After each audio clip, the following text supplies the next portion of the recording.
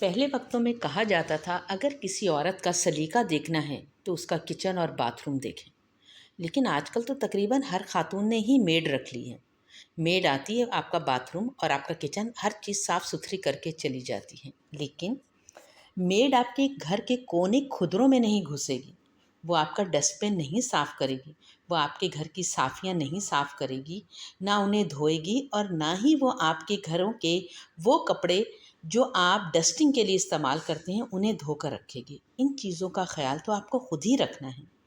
आपका काम है हफ्ते में एक बार ज़रूर इन चीज़ों के लिए टाइम निकालें। अपने घर के डस्टबिन धो लें, उन्हें प्लास्टिक से कवर कर दें, शॉपर लगा दें उसमें।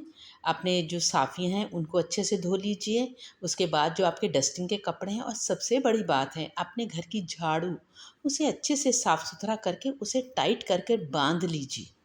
आपके बाथरूम में लोटा रखा है, आजकल मुस्लिम शावर इस्तेमाल हो रहे हैं। पानी की कमी की वजह से कभी कभी आपको लोटा अगर इस्तेमाल करना पड़ता है, आपके घर के टब, आपके घर के मग, ये तमाम चीज़ें, इन्हें आपने ही देखना है और इन्हें आप ही साफ़ करेंगी।